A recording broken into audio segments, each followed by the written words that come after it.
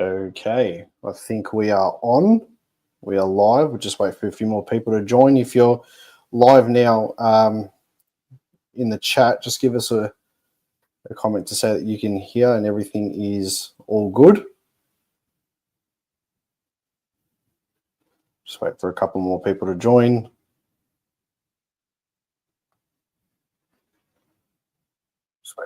There we go. We are all good to go. All right. Well, ladies and gentlemen, thank you so much for joining another episode of the Black and White United Show live. Obviously, today is a very special episode. We are going to have a special guest on, which we all know, as I've been obviously talking about. But first of all, thank you so much for joining. Obviously, it's been a pretty crazy opening round for Collingwood. We'll get into a little bit of that as we go. But without further ado, I'm going to add our special guest straight in. So I'll add him in now. Sharrod, you can hear me, mate? Sure am, mate. How are we? Good, good. Thank you so much for joining. I know there's a bit of a time difference out in Perth. We almost had a bit of a mishap just then, but that's all good. Made it here, mate. Made it. That's awesome, mate. So thank you so much for joining us today. I'm really glad that you came on. Obviously, 2025 started and we've been going pretty crazy on the channel talking about, leading up trade periods and stuff after the disappointing season Collingwood had last year and going straight into obviously what's been an interesting off season and sort of like an anticlimactic opening round. But today I want to talk about you. I want to talk about your experiences at the club. So all in all, you've played a total of 171 games. 92 of them were at Collingwood. You kicked 55 goals in the black and white and some memorable ones at that, including 2 in a grand final. Welcome to the show. Thank you so much for joining. You started your career in 2007. You obviously got drafted in the rookie draft in 2006, and you joined the preseason for the 2007 season.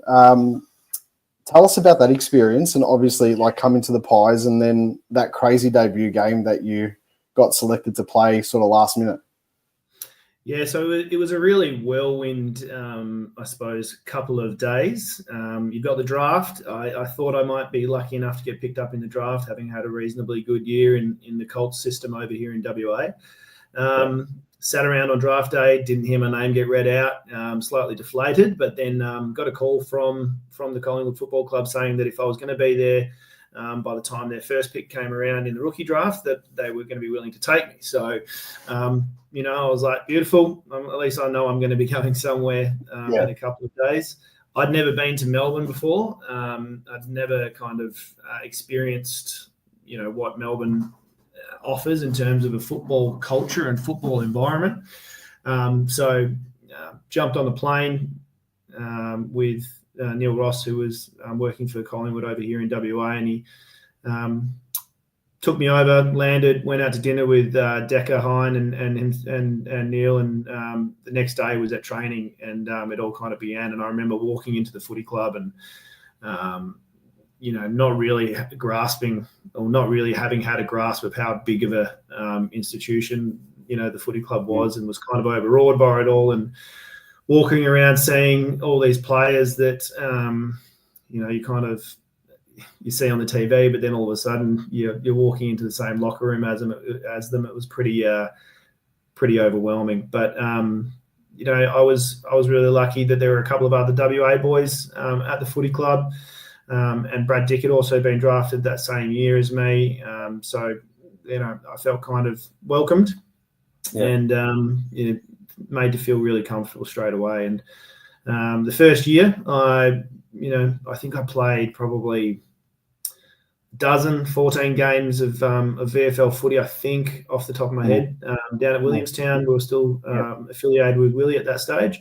But, I was probably 70 kilos dripping wet, and so wasn't quite ready to go out on the big stage and run around against the men that are playing AFL football. So it took a little while for me to be physically ready and probably grasp the game structure and style that was required. But I was really lucky that in my second year, like you said, I was able to make my debut in that amazing game, Anzac Day, that we are so lucky to get to run around and represent the Anzacs on. And it was a little bit of a strange one. I think it was a Wednesday game, 2008 Anzac. And so it was all a bit rushed from the weekend before. And yeah, everyone always says that, you blink and everything's kind of gone past you, and before you know it, you're at the end of the first year of playing footy, and that's kind of what happened. And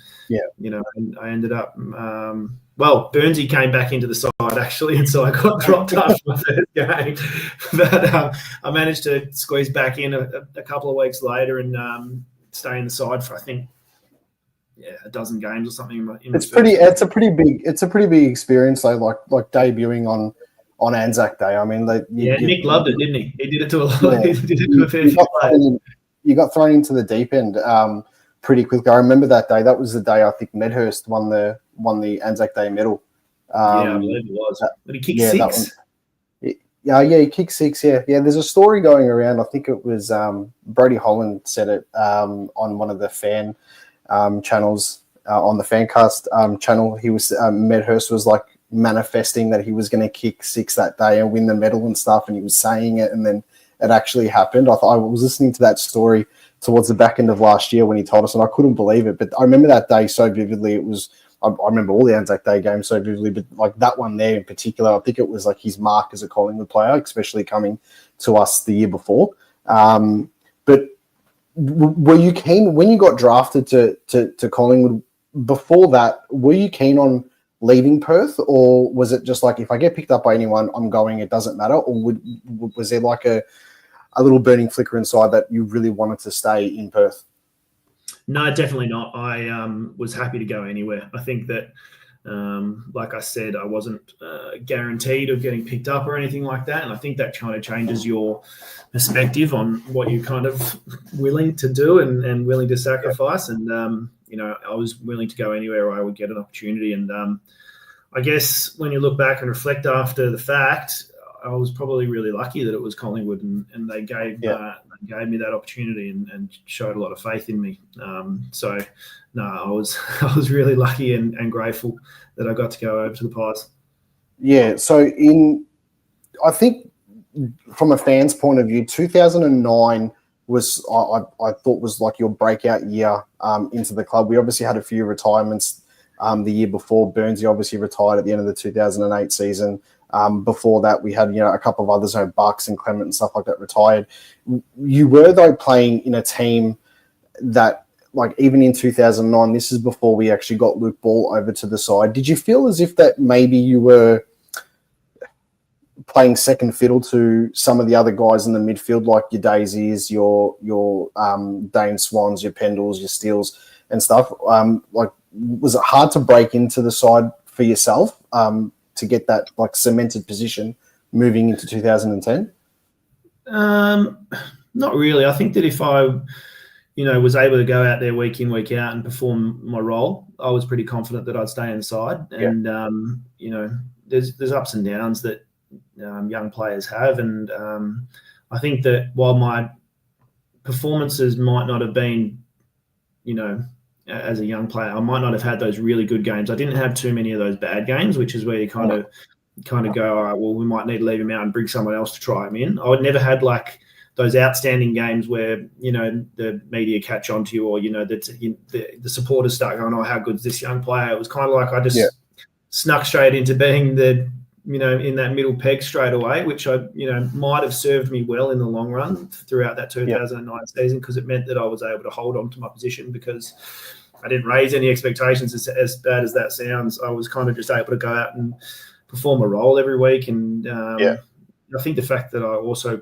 often played that negating role also helped a little bit, because, Mick and the other midfielders would be able to be like, all right, well, we need you to do this, and more often than not, I was able to execute that.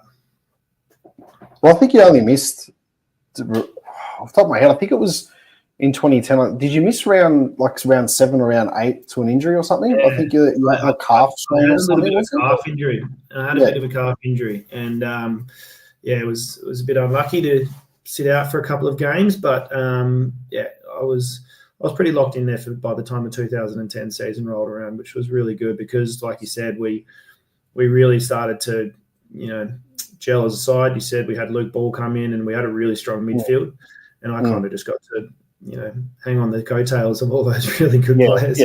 Yeah, no, that's awesome. So like obviously after coming back from those, after coming back from the calf injury and stuff, you pretty much locked yourself in that side in 2010 going into like the rest of the season.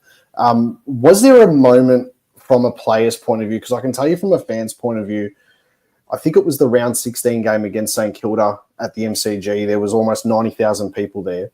And I think that was the game that we won that game, and we ended up winning, not convincingly, but fairly strongly. That from a fan's point of view, it made us sort of realize, hey, hang on a second, we're actually a genuine chance this year. We've just, beaten a side that's played off in a grand final that probably should have won it the year before. But was there a point as a player or as a playing group that you guys internally thought, geez, we're on here? Not really. I mean, I think from an external point of view, that may have been the case. And like you said, it's probably where a lot of supporters thought, we're in with a chance this year. But as players, you think you're in with a chance every year. It's kind of you're always that positive outlook on the season. And it kind of always stuck with me that we just have to get to finals and then, anything can happen. And I think that by having that approach of just get to finals, and then there was a fair bit of we've got a bit of finals experience behind us now. Us young guys who come through, I think going into the 2010 season, I played maybe 2 or 3 finals. And so that kind of younger group that I was coming through with, it was just about getting into the finals again, and then anything can happen. We knew we were good enough. Like it was, we knew we were good enough to be there, and then it just comes down to making sure that we're there in September. Yeah, so just on that too, with like experience and stuff, I actually made a note here that I wanted to talk to you about was we've had it in like, certain teams over the last 10 years with Collingwood, but and obviously all teams have, but there was a bit of a changing of the guard going into the 2010 season. Like you had players like Tarkin Lockyer, Shane O'Brien, these mainstays at Collingwood that, took us from, under Mick at the start from like a bottom, like literally on the bottom of the ladder, to playing off, obviously, in grand finals early in the 2000s and then contending for, 2007, we were pretty stiff to lose that prelim against Geelong. And then going forward, 2008, we lost the semi to St Kilda. But then those guys sort of held us on. But in 2010, there was sort of like that sweep of the young blood coming through. From a fan's point of view, there was a changing of the guard in that sense where you guys, yourself included, sort of took over that momentum of just the style of play. What was it like? So my question basically is, what was it like then seeing guys like, Shane O'Brien, Tarkin Lockyer, like sort of miss out on playing so many games? Josh Fraser as well. He played these 200th of that last game against Hawthorn that we lost before the finals. What was it like for them moving forward with you guys sort of taking over? Yeah, I mean, you probably as a young player don't sit there and look at it from their point of view, because all you want to do as a player is be out there and kind of, selfishly is the wrong word, but like in retrospect, you kind of look back and go, yeah, it would have been a really hard time for those older guys. But at the time, you think that you deserve to be out there as a player. And so now, or, after the fact, you look back and it's like, wow, that would have, because I experienced it at the end of my career as well. You know what I mean? And you get the young guys coming through. But as a player, all you're worrying about is the actual team succeeding and the club. You want what's best for the club. And so while it might have hurt and it would have been really hard, all of those players, like they did all their hard work. They did everything that they could, and that just happens. That's the evolution of a team. That's the evolution of a club. And so I don't think they would have, I mean, I don't want to put any words in their mouth, but I don't feel like they felt like they were getting pushed out. It was like you said, it was just a changing of, of the personnel who were going out and representing the club every week. And selfishly, we wanted to be out there. Oh, 100%. So, let's talk about the finals going into 2010, because obviously that's, for a Collingwood supporter and now for yourself, I mean, this is something that like you remember now for the rest of your life, and you're part of something amazing, especially like with the biggest club in the land in AFL terms. The qualifying final against the Bulldogs was one of the cleanest and one of the smoothest finals that we've probably played as a team. Everything was just so gelled and the system worked perfectly. But then, I'd eat my words a little bit because the week after we had that amazing preliminary final against Geelong where, you look at the final score and I still think the score flattered Geelong a little bit. They got a couple of junk time goals and stuff. But, I mean, I think that Miami was singing, singing the chorus or, singing the song at 3/4 time, the crowd was just elated by it. No, it might have even been like halfway through the third quarter. Yeah. I was there. It was definitely halfway through the third quarter. When the crowd just starts going Collingwood, that was going like halfway through the third quarter, and it was like the Geelong game was like, wow, boys, we've signed this one up. We're going to be playing in the grand final next week. But yeah, you're exactly right. I think the Doggies game, I don't remember as being as clinical. I don't remember it as kind of being wrapped up. I still remember that being a bit of a tussle and a fight, and I was a bit flat because I actually injured my ankle, and I was like, "Shit, I'm not going to be able to be right in a couple of weeks." And and then to be able to get up and then go out and like you said, that was one of the most clinical games I remember in my whole career. That prelim against Geelong. Well, you got 14 disposals that night. It wasn't like a breakout game for yourself or anything like that, but you contributed fantastic. You kicked 2 goals in that game. I think the first one was a free kick for front on contact with Corey Enright, and the second one you've bumped him out of the way, just a nice little nudge, and you've taken a mark directly in front. So you got the good end of that one there. But I made a point. And you summed it up perfectly about the Collingwood crowd that night. There's been a lot of games that, Collingwood, the crowd itself has really gotten together and they have, sort of lifted everyone. There's been finals and normal home and away games. But that one there was probably in the top 3 of like how in sync the crowd was, and that just kept pushing and pushing. It felt like it was coming from everywhere. Yeah, I would say as a player, you would have felt that during the game. I mean, I think it was the goal that, my favourite goal of that game, obviously, you got Lee Brown's bounce and stuff like that. But Ben Johnson, when he turned Cameron Ling inside out with one step and he's kicked it from outside 50, the noise was deafening when he kicked that goal. Yeah, it was probably the most connected. I remember hearing the crowd. Like obviously down the supporters end, there's always a lot of volume from the Pies supporters end, but like it was just like the whole stadium was in sync. Yeah. And I just remember standing on the boundary line at one stage waiting to go on and looking around and going, wow, this is just incredible. Like the G is singing. The G is absolutely singing. So then going into the next week, obviously grand final parade and the preparation, stuff like that, something that you've never experienced before. Was it pretty surreal going through all that, especially being like so young into the side and experiencing what Melbourne had to offer for that week? Yeah, and I'd never been to a grand final. I'd kind of made a conscious decision to not go and watch one until I thought I was lucky enough to be in one. But to have 10,000, 15,000 people at training a couple of times a week, and then helicopters overhead at training, and just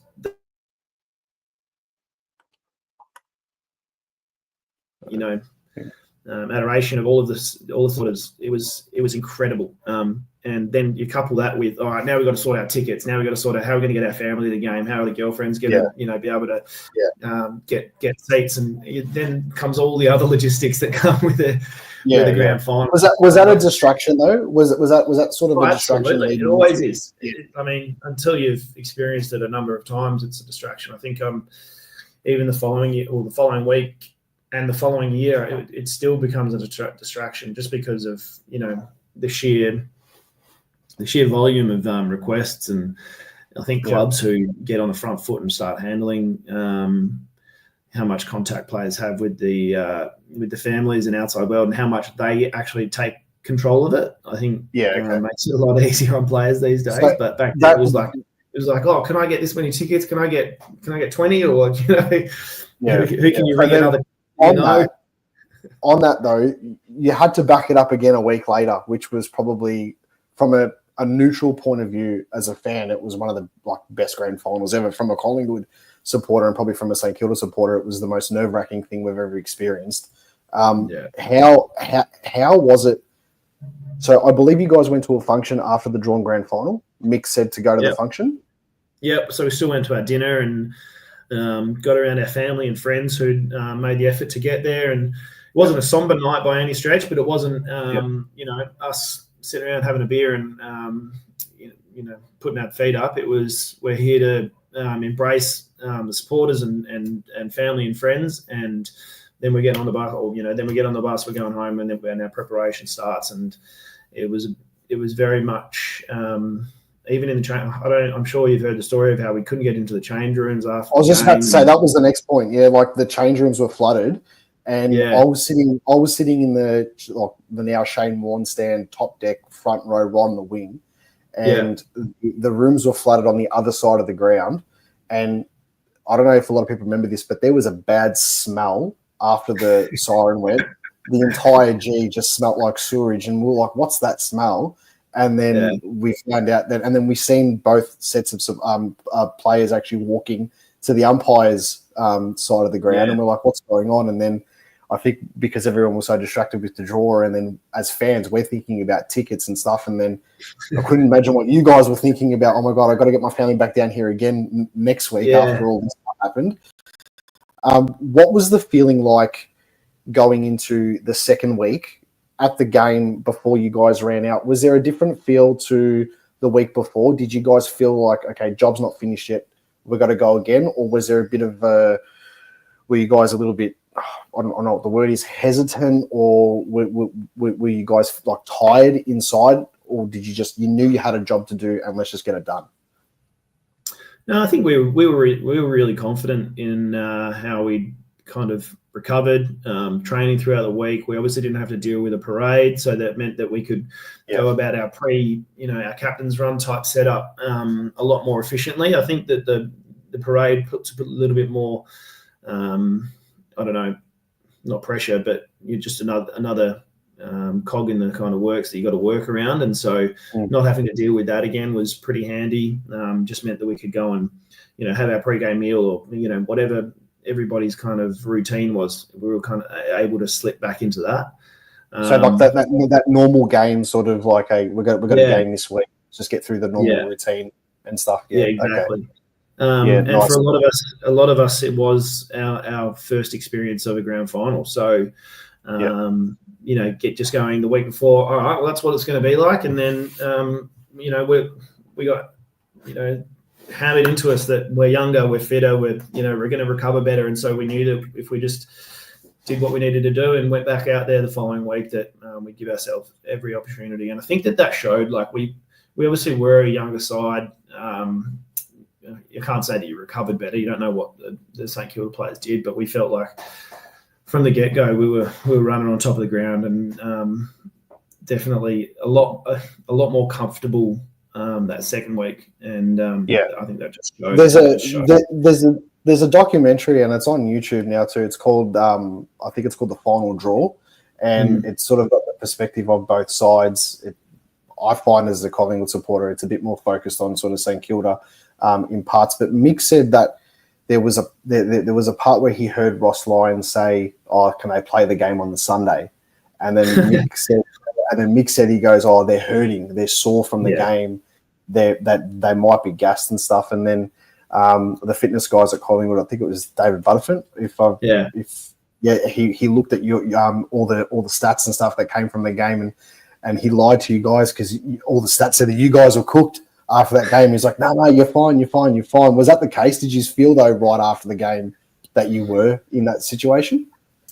Well, it's funny. I think that you can mentally cook yourself, like you can mentally exhaust yourself, and so maybe that was part of what happened in the first week. But I definitely didn't feel that in the second week. And Mick might have even Mick was really good at these mind games. He might have just been playing with us. He might have just said that to us to make us have that little bit of bounce in our step. He might not have heard Ross say that.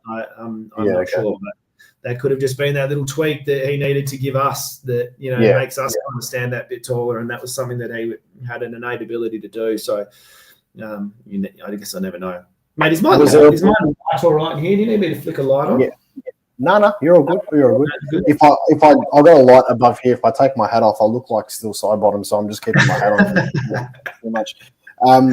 So just, was there a point just before we move on from 2010, was there a point yourself in the game that you thought we've got this now? Because from the fans' point of view, obviously in grand finals, Collingwood hasn't got the greatest history for winning them.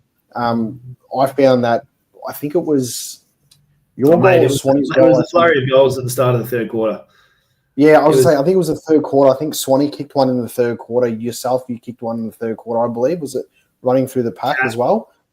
Kath kicked one and Dawsey kicked one. There was about 4 goals all at the start of the third quarter. And, I mean, everyone kind of goes, it was when Heath did the smother, that's when we knew we were going to win. But it wasn't until we really halfway through the third quarter, and I don't know what the margin would have been, but we're a long way up by that stage, and it's the second round final. We were kind of going, these guys are going to be cooked. It's not about whether we thought they could come back. It was like they just can't catch us. If they do come back again, we'll just outstretch them again. So I think a lot of us think like maybe it might have been like in the last quarter where Daisy kicked his in the goal square because like it was so late in the game and stuff, and then Sadi's and Heredia's goal was just the icing on the cake. But looking back at it now, you obviously think that like it was pretty much won around the start of that third quarter, but you're just so nervous as a fan, you just don't want anything bad to happen. Well, I think it was more on us too that if we didn't stop pushing, like we kept going at them all day. That's the thing. Like it was more like, okay, we've got this buffer. We've absolutely started the third quarter like a house on fire. If we just continue at this, we don't have to reinvent. We don't have to do anything outside of what we've just done for the previous 24 weeks. All we've got to do is either keep extending or just hold them at bay. And so that's when I was like, we're going to have a few broken legs or a few players who aren't able to finish out the game for them to have a chance. Look, that was one of the greatest years of any Collingwood supporter's life, and obviously with yours, being able to call yourself a Collingwood premiership player. Moving on from 2010, obviously, and I don't want to talk about it too much, but 2011, I believe, was probably our best from what I've seen. Like, it was our best home and away season that we've ever had. I mean, at the end of the day, we only lost to one side the whole season. It was probably one of those years where, as a Collingwood supporter, you go into the game thinking, okay, how much are we going to win by today? Not so much, or are we going to win? But obviously it didn't happen. Geelong were, I wouldn't say a far better side than us that season. I think that game that we played against them towards the end of the season, they beat us by like 90 points or whatever it was. We just weren't on that day. But then going into the finals, we played really well. We had that amazing prelim against Hawthorn, and then in the grand final day, I feel it didn't click for us. What I want to know from your point of view, after obviously not getting up in that grand final, was that the part, obviously with Mick leaving, was that the part for yourself where you started to think, okay, it might be time for me now. I've done what I've done at Collingwood. This has been an amazing journey, amazing part of my life. Was it at this point that you started thinking about potentially going back home to Perth to finish your career? No, I hadn't started thinking about it at that stage. So the Mick stuff, the Mick transitioning out, Bucks taking over, that didn't really influence my decision to come home at all. I think it may have had a little bit of influence on some of the other players after 2012 when I left, and some of the other players, weren't that comfortable. But I had a good relationship with Bucks, and a lot of even the guys who did end up leaving, even they say they had a good relationship with Bucks as a person, but him coaching them at that stage, they didn't really get it on the even keel. But my reason for coming home was just because my mum wasn't well, actually. So it had nothing to do with football. And I was able to, I suppose, justify it to myself, I suppose, in that I felt like I had contributed to the footy club and I had given something or been part of something, I suppose. And so I think that potentially, I guess it's a question I'll never know the answer for. But if we hadn't have won in 2010, I might not have been able to justify it to myself to come home. So you're exactly right. But it had nothing to do with not being happy with the club. I loved the club and I was super grateful, and I was probably even more grateful that they were able to facilitate the trade for me to come back to WA. So just on that too, and that was the point that I really wanted to ask you as well. With that was with the club being more than happy, obviously, to facilitate that trade for you. Was West Coast your preferred destination, or was you just happy to get to either one of them at that time? So it was only to one of the WA sides, and then I kind of remember going and seeing Walshy and Bucks and saying, "Hey guys, I'm kind of wanting to go home." It was really, uncomfortable conversation to have, and they obviously knew because I've been putting off contract talks and things like that, and and you kind of finally have that face to face with them sitting. I remember walking into the office and I hated it, but they kind of said, well, Melbourne might want you. And I'm like, look, I'm not going to Melbourne because I want to, I don't want to leave Melbourne, the city. I don't want to leave Collingwood. I only want to go home to WA. So I was really lucky because I think Melbourne had a higher pick and would have been better for Collingwood potentially. But I still say one of the best things I did was picking West Coast because Collingwood ended up getting Brodie Grundy, who I think was a great servant for the footy club. Was it pick 18? Was it that we got for him? Whatever Grundy was, I can't remember, but that was the trade. So whatever pick Grundy was, and I think he. I kind of thought, oh geez, I've left. At least they've got a few years later. I'm going, at least he's a great player. So obviously you went to West Coast. I think the 2013 season you didn't play every game. 2014 you had a decent year, but 2015 obviously you played off in another grand final. Unfortunately, that wasn't the best day for West Coast and yourself. But that prelim final against North Melbourne, I thought was one of your best games that you've played. I mean, you had 27 touches. You kicked the goal. We all know BT's commentary for that one there. I'm not going to do it, but we all know what BT's commentary was. That would have been a really memorable day for you, especially being in front of obviously the home crowd and stuff and qualifying for another grand final. In really a short space. Within 5 years, you're about to play in your fourth grand final or something like that. Yeah, it was pretty surreal. I think we were a long way down in the first quarter and managed to fight our way back. And we were kind of, a slapped together backline, if you remember from the 2015 season, and everyone kind of going, they got this web thing going on, and it was kind of slapped together because we had our two key defenders go down early on in the pre-season or earlier in the year. So I was really fortunate, I suppose, that we managed to get there again. But you know what, I was more nervous before that grand final than I had been for any of the others because it was later in my career.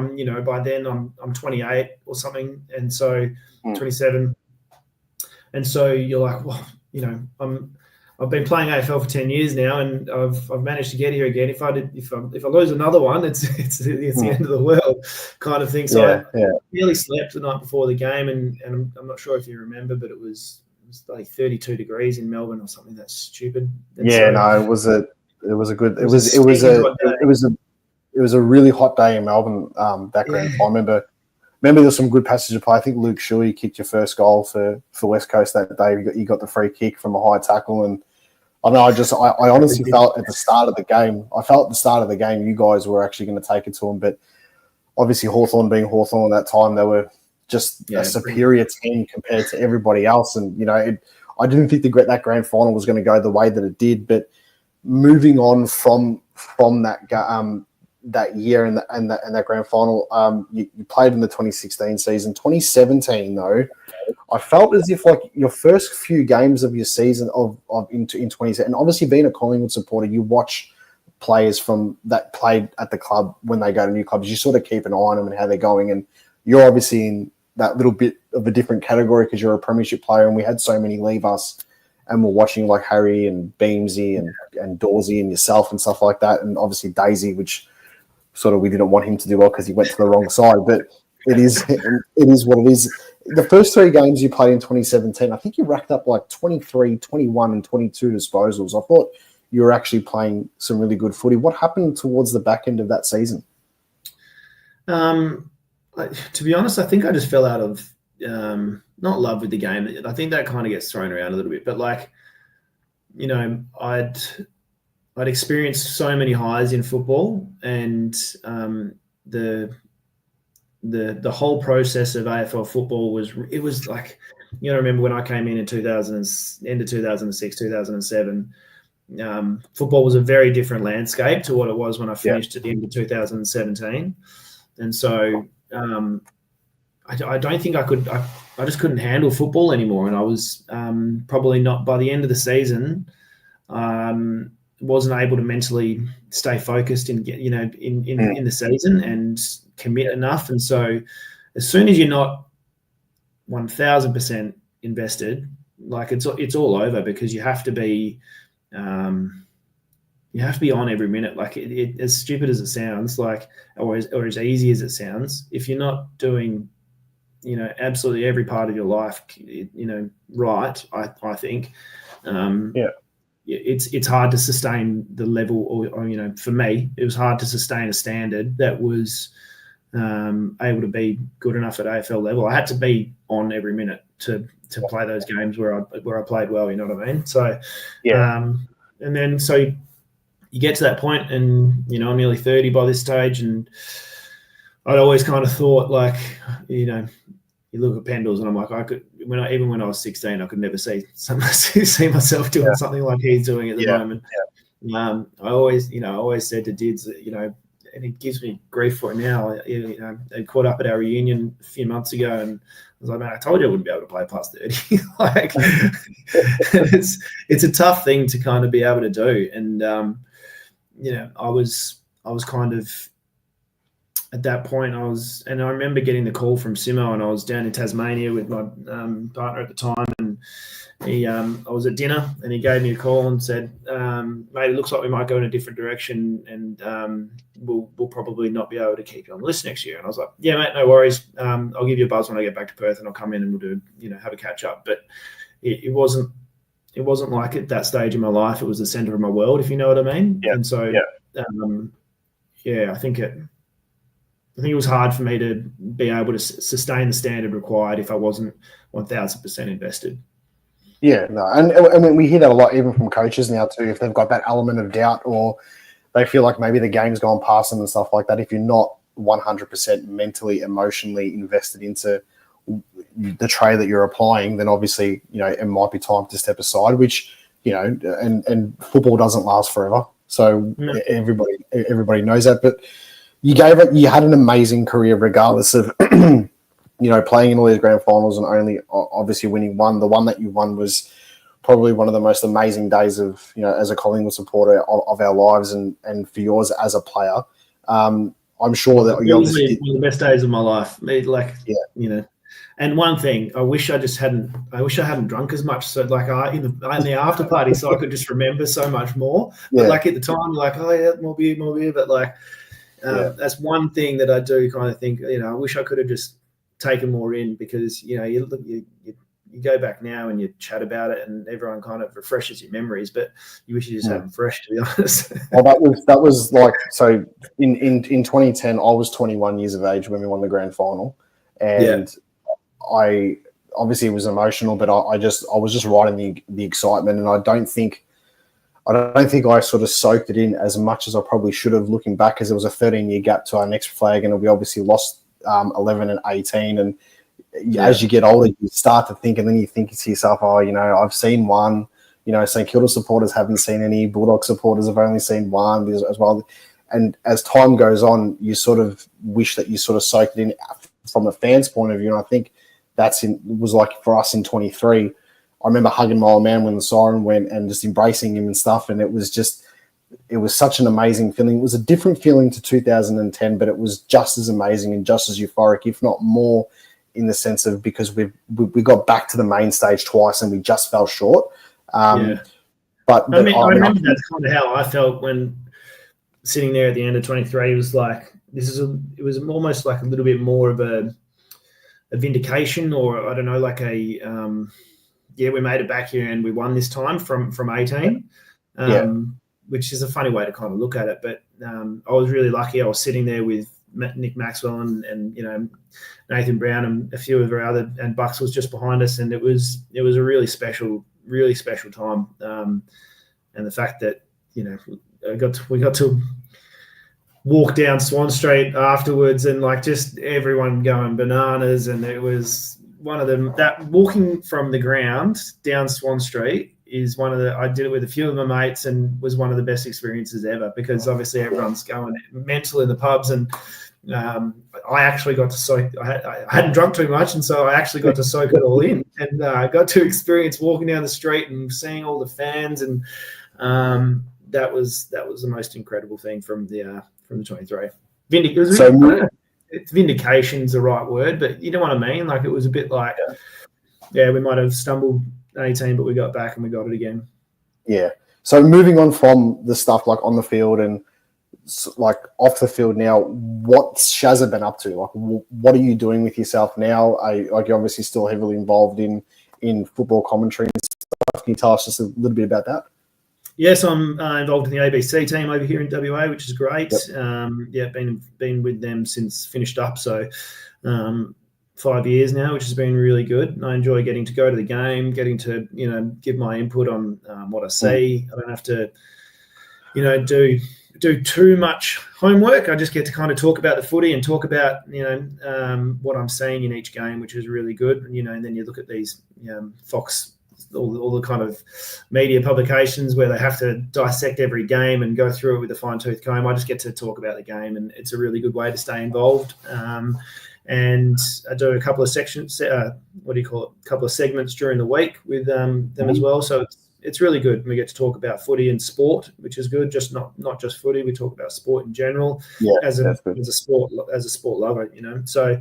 And then I'm doing some coaching with the state side over here, so looking after the midfield with the state side. And one of the Maggie's new young players is someone I had last year who I'm really looking forward to. Maybe a chance this week if he gets through the cork. In Will Hayes, he's a really exciting young player who had the fortune of coaching last year. Yeah, I went to a few I've been to a few training sessions this season. I did go to the one last week, and he was just doing laps, but he did look a bit ginger. But he must be a bad cork. his work around the ground, though, from the training sessions that I have seen, and obviously, there's a lot of content creators, and the Pies are putting out footage as well. His ball handling skills, like when it's like open play, picking it up off the ground, the quick lightning handballs out, like he looks very, very, very talented. It's sort of like a Bobby Hill on the wing, if that makes sense. The way that that's a good call. His work rate's immense off what we got to put him through last year. So he can be a really high half forward or winger who will absolutely grind opposition down and huge work rate. But then, like you said, his agility and his ability with skills, ball in hand and it's just exciting to see another WA boy go over there and hopefully get an opportunity. Yeah, definitely. So just quickly on the WA side of things before we move into some rapid fire questions, you were back within the four walls of the club last season. I think you presented Ed Allen. He's jumped up. How was that experience for you to actually go back? You're obviously in your home state. We've come down and the club gave you, like, I find it as a bit of an honour because obviously the way that they would put you in that category to give another player to present him with his jumper on his first game. How was that being back within the four walls of the club?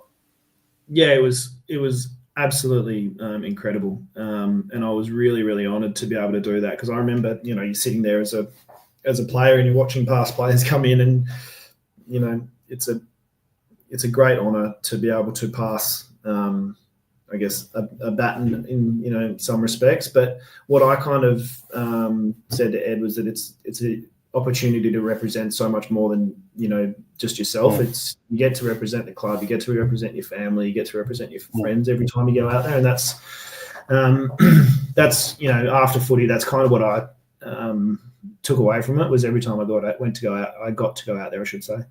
Every time I got to go out there, it was an opportunity to represent more than just yourself. And I hope that he has a great career as another good WA boy in the black and white. But the other really good experience I got being invited back to the club was a couple of days before the 23 grand final. I think it was the Thursday. Fly actually got a few of us, myself, Brownie, Maxie and Borley, got to go into the club and talk to the players about what it meant to, be a premiership player.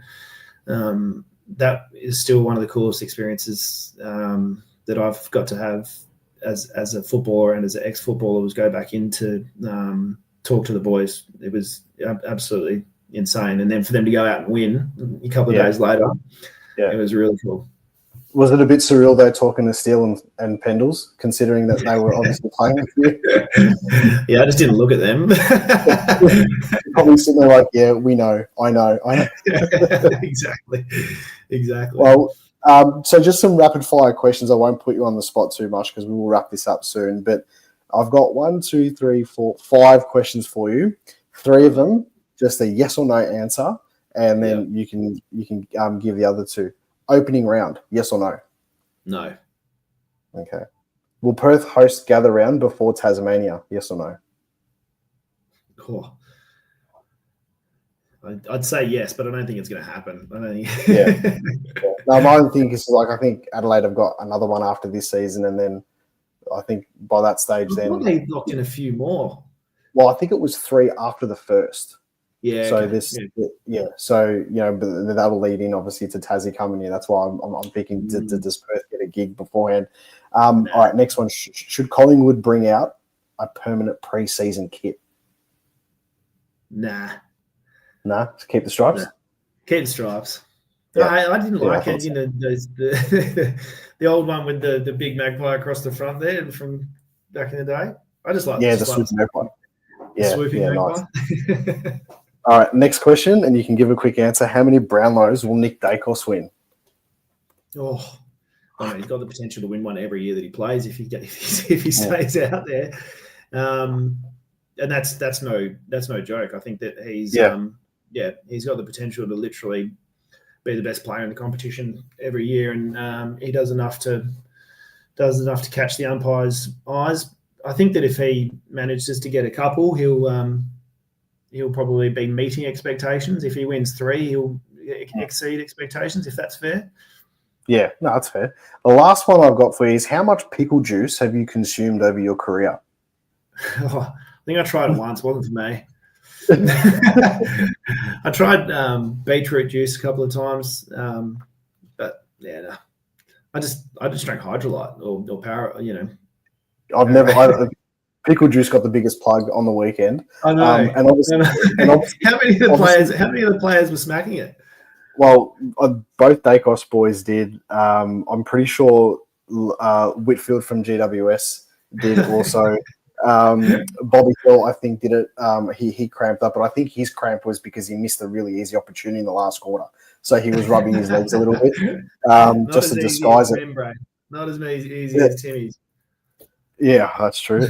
So just on that too, before we finish up, how do you think the polls will go? Obviously, opening round wasn't the greatest performance, but I also think GWS are an extremely well-organised side, and as a supporter, we probably took it a little bit lightly considering the outs that they had. But we saw a breakout game, I believe, from Finn Callaghan for GWS. He just looked amazing and so quick. He looked like a man playing with boys at some stages. But he was running. Yeah, it did. It looked like an under-17s playing against like under-11s or something at some point. He was crazy. He was running back and defending just as hard as you would running forward going into goal. And I thought he was a real key difference in shaping the game, sort of obviously towards the end. But how do you think the Pies are going to go in 2025, barring obviously the opening round? What's your expectation, or what's your thoughts on them? Well, I mean, you can't really look at that smaller sample size and be able to judge them that badly. If they continue to kind of dish up performances like that over the next couple of weeks, you'd kind of go on, maybe they have ran out of legs, but I don't think that's the case. I think that I think that they're going to bring in some players who are going to add a lot to the side. Still got Houston, still got DeGoey. And then there's going to be some of the youth that they'll kind of be able to bring in.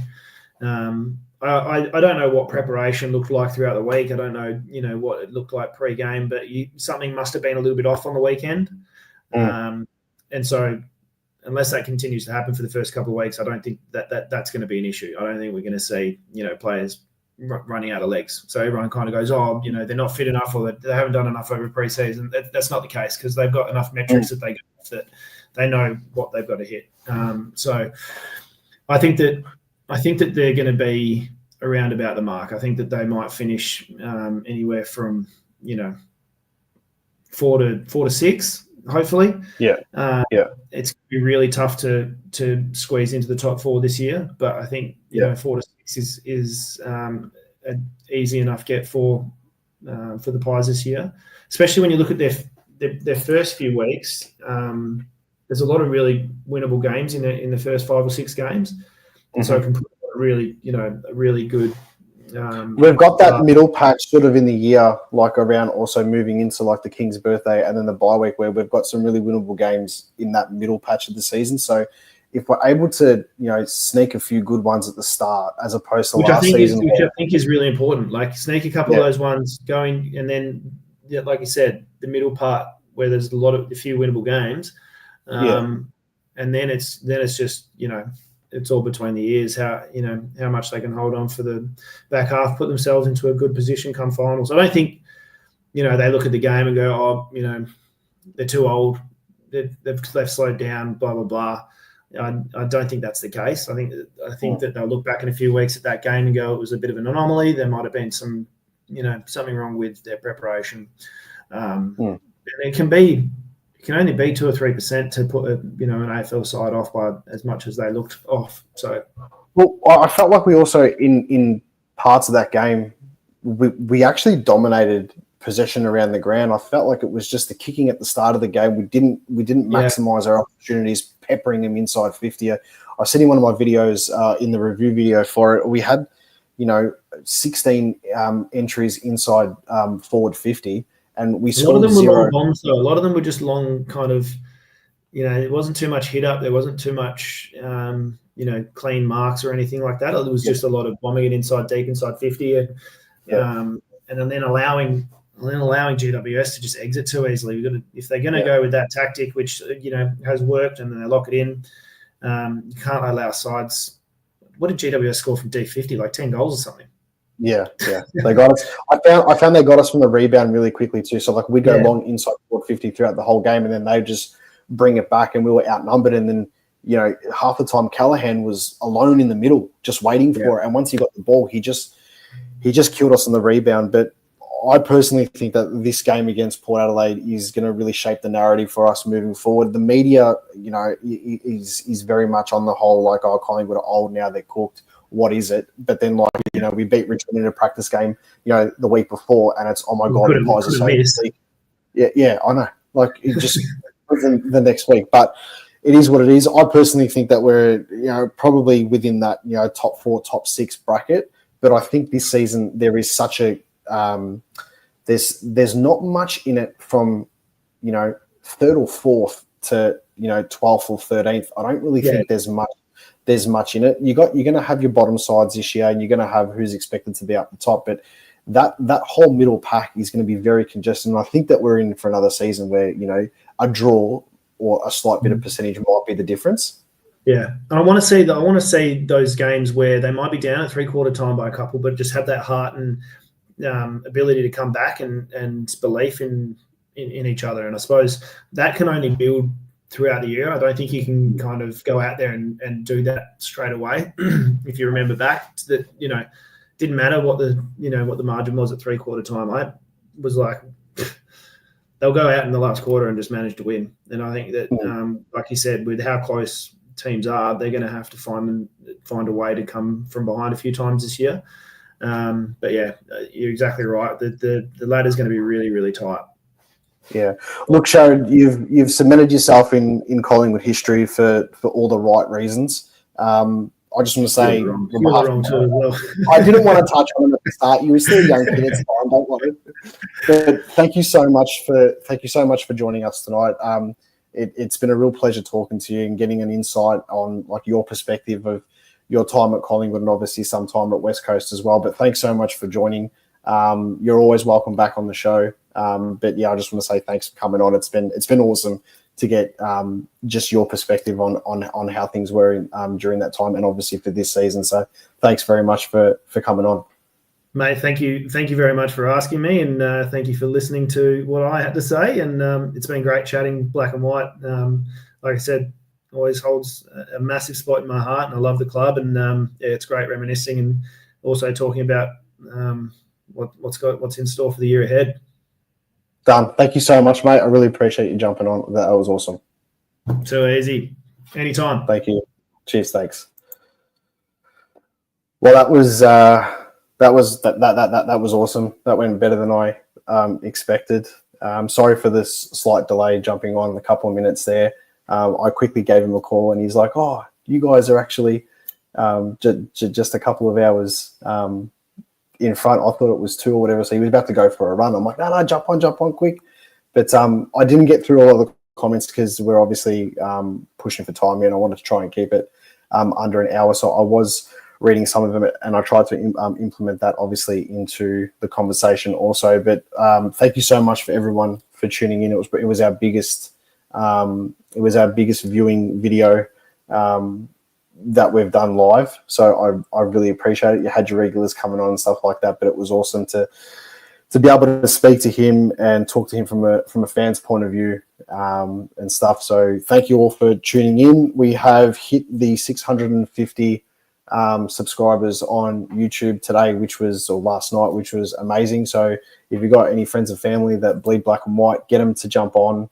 It's awesome. We're going to be doing more fan cams over the next couple of weeks leading up into the Anzac Day game. We're going to get some opposition supporters on, have a bit of a chat, a bit of banter, a bit of whatnot. But I'll do my best to try and get as many past players on as I can, and then obviously trying to get some current players on as the season goes if they're able to. But we're going to have the Shopify link or a link ready for the hoodies quite soon. And we've got memberships and stuff like that are coming out. So just jump on the YouTube page, click the link. It's all there below. Follow the Instagram if you can. Also, I want to try and get that up too, because a lot of the stuff that I do and stuff gets posted on Instagram. But guys, thank you so much for joining. Have a wonderful night.